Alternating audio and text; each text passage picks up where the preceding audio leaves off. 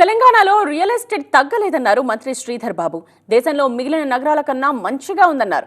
Hyderabad brand image తగ్గలేదని, అక్రమార్కుల కోసమే హైడ్రా అన్నారు మంత్రి. రియాలిటీ చెప్పండి, ఒక పబ్లిక్ ఒపీనియన్ చెప్పండి. పబ్లిక్ ఇప్పుడు హైదరాబాద్లో వెళ్ళి ఫ్రీ ఎందుకు, హైదరాబాద్లో ఎన్ని ఖాళీగా ఫ్లాట్స్ కనిపిస్తున్నాయి, ఎవడు కొనకుండా ఎందుకు కొత్త బిల్డర్స్ కట్టడానికి కూడా ముందు వెనక ఆలోచిస్తున్నారు, కొనుగోళ్లు తగ్గిపోయినాయి కాబట్టి. ఇది రియాలిటీ కదా.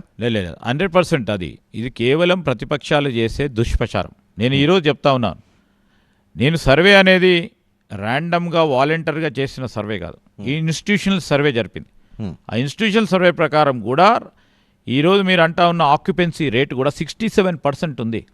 దేశ స్థాయిలో 52% ఉంటే, బెంగళూరులో 58% ఉంటే, ఆ విధమైన కార్యక్రమం ఇక్కడ జరుగుతూ ఉంటే, ఆలోచన చేస్తూ ఉంటే ప్రతిపక్షాలు ప్రతిరోజు పొద్దున్న నుంచి రాత్రి వరకు మొదటగా కేటీఆర్ గారు, గంట తర్వాత హరీష్ రావు గారు, మరో 2 గంటలు మళ్ళా కేటీఆర్ గారు, ఒకటే రోజులో మీరు చూడండి 4-5 ప్రెస్ మీట్లు పెట్టి ఇదే గ్లోబల్ ప్రచారం చేసే కార్యాచరణ తీసుకుంటా ఉన్నారు.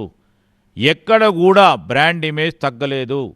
బ్రాండ్ ఇమేజ్ తగ్గడానికి ప్రయత్నం చేస్తూ ఉన్నారు ప్రతిపక్షాలకు సంబంధించి. హైదరాబాద్లో సరే మీరు అంటున్నట్లుగా ఓవరాల్ గ్లోబల్లో మన పర్సంటేజ్ బాగుంది అని ఓకే, ఏమో తెలియదు కానీ హైదరాబాద్లో ఇల్లు కొనాలంటే హైడ్రా బుల్డోజర్ వచ్చి ఎప్పుడు కూల్చేస్తుందో. హైడ్రా అనే అంశం ఎవరికండి భయం కావాలా?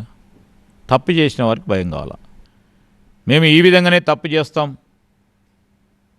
నాలాలు ఆక్యుపై చేస్తాం, పరిశుభ్రమైన నీరును అందించడానికి మేము ఒప్పుకోమని చేసే ప్రయత్నంలో వారికి భయం కలగాలి. ఈరోజు భయం ఎవరు కలుగుతూ ఉంది? వారికి కలుగుతూ ఉంటే సామాన్య ప్రజానికానికి భయాందోళన సృష్టించే ప్రయత్నానికి ఈ ప్రతిపక్షాలు